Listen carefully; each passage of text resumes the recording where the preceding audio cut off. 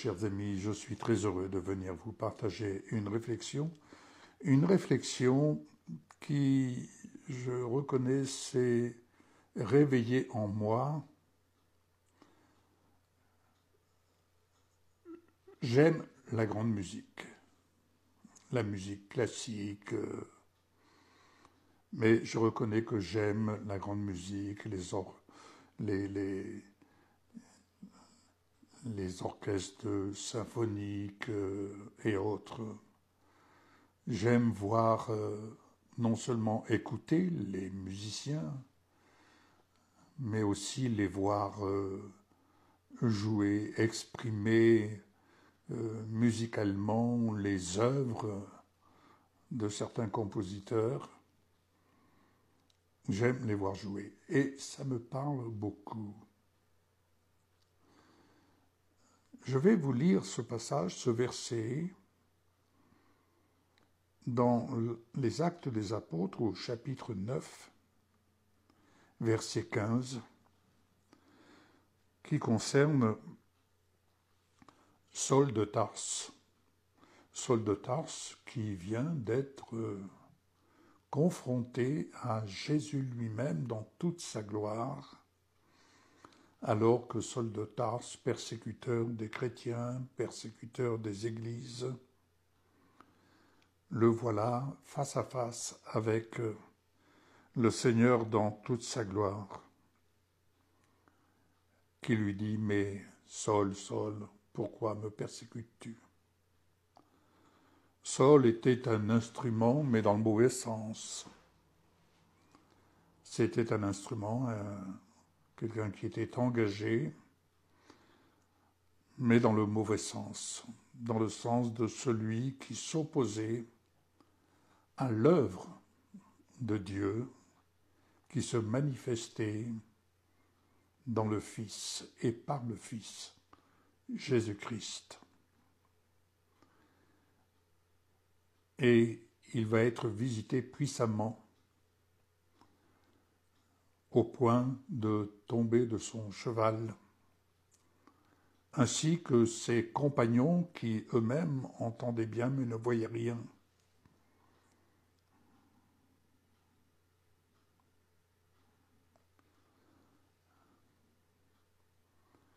Et c'est alors que Saul va se relever. Et voici ce que le Seigneur dit à ceux-là qui s'inquiétaient de voir Saul de Tarse. Ils ne connaissaient que Saul de Tarse. Ils ne voyaient en lui que l'œuvre d'un destructeur. Mais Jésus va dire quelque chose d'extraordinaire. Va, car cet homme est un instrument que j'ai choisi pour porter mon nom devant les nations, devant les rois et devant les fils d'Israël. Et je lui montrerai tout ce qu'il doit souffrir pour mon nom. Acte 9, versets 15 et 16. Ce n'est pas de Saul de Tarse que je vais vous parler,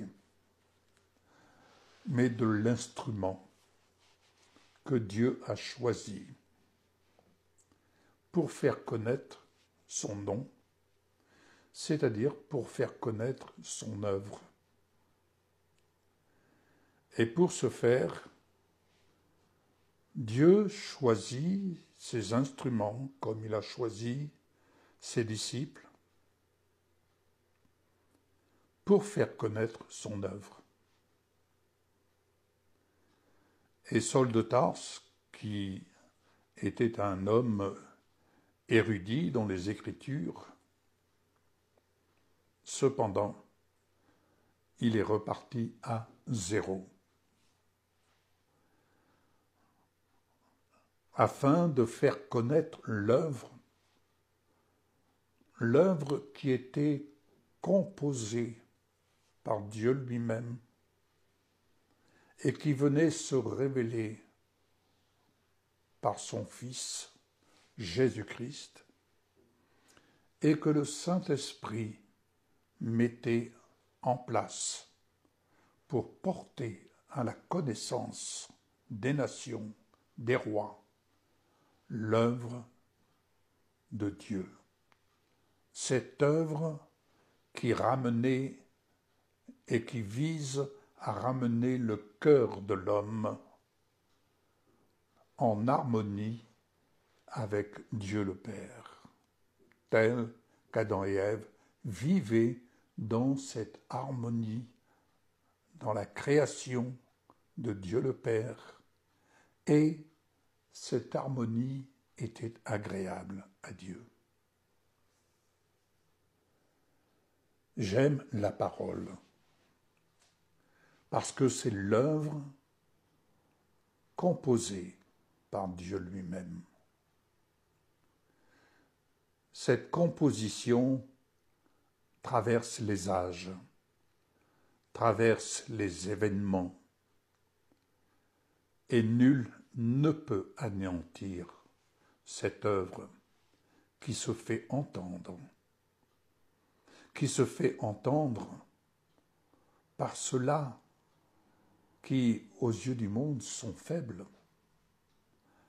Mais l'œuvre de Dieu se fait connaître à partir de la faiblesse de toute personne qu'il choisit justement pour faire connaître son œuvre.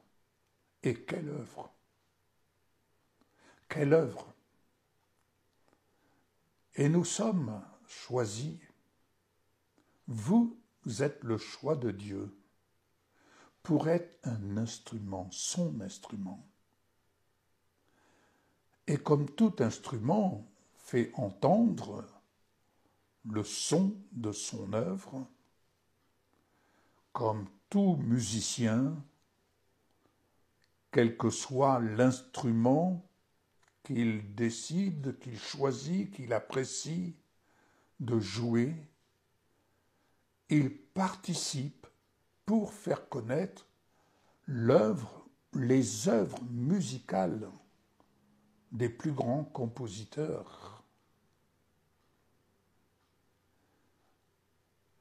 Et vous remarquerez que le chef d'orchestre, le chef de cette harmonie, de cette symphonie,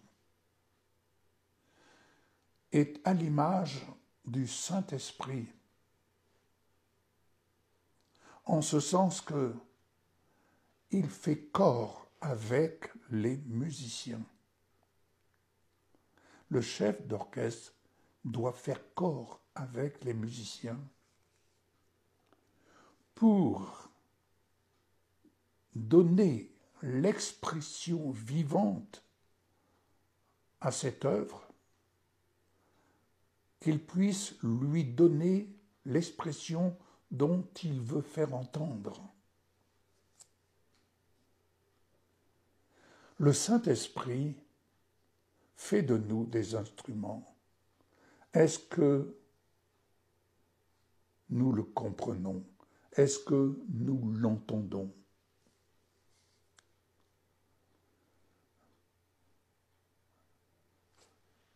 Il le fait au travers du corps de Christ. Ce corps de Christ constitué d'instruments, c'est-à-dire de membres. Et chacun de ces membres apprend à jouer, à travailler, à faire entendre la composition de l'œuvre de Dieu. Et cette composition, elle est composée de quelle manière? Eh bien, l'œuvre de Dieu est composée de ses promesses qui sont à l'image des notes qui sont écrites par le compositeur sur la partition.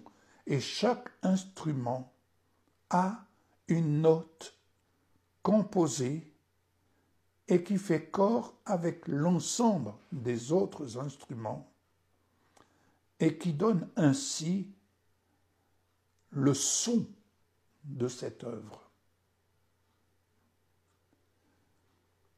Nous-mêmes, en tant qu'instruments de Dieu,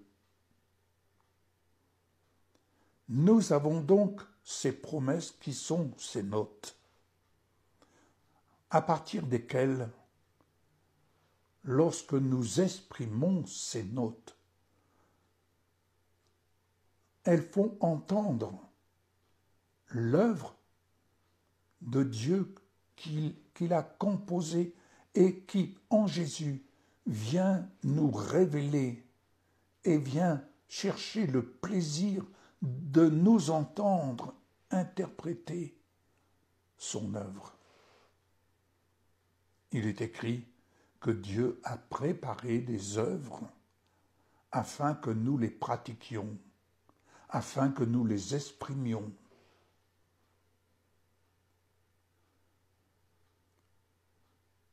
Le Seigneur fait de chacun d'entre nous un instrument spécifique. Et avec les instruments, il compose. Il compose. Et le Saint-Esprit vient pour faire entendre l'expression vivante de cette œuvre vivante, l'œuvre de Dieu. Et cette œuvre, il l'a fait entendre, il l'a fait vibrer. Bien-aimés,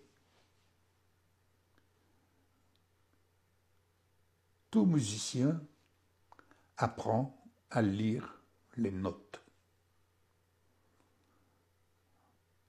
Le véritable musicien, je dis bien le véritable musicien, ne joue pas de tête. Il ne joue pas au gré de ses pensées. C'est bien de savoir jouer un instrument.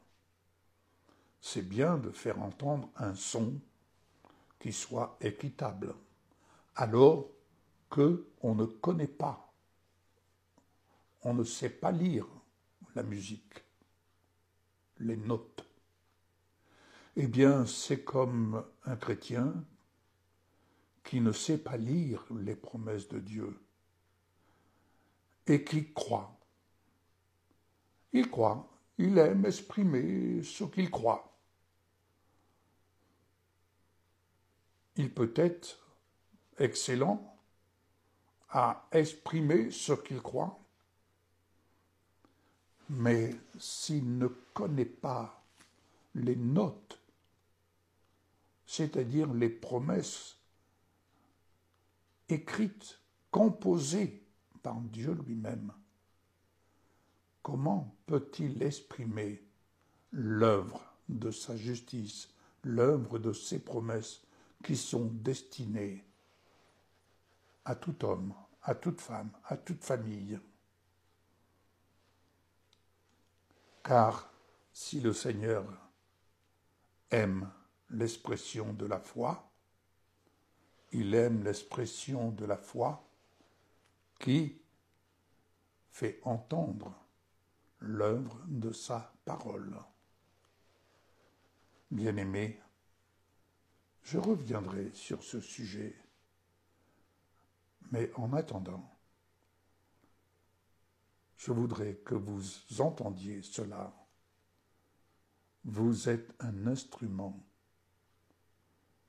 de la volonté de Dieu pour faire entendre son œuvre, celle de sa parole, celle qu'il a préparée d'avance. Et je peux vous assurer, nous avons de quoi exprimer ce que nous aimons et ce que nous disons aimer au nom de Jésus. Que le Seigneur vous inspire. Vous êtes cet instrument. Un instrument destiné à faire entendre la gloire du Seigneur Jésus.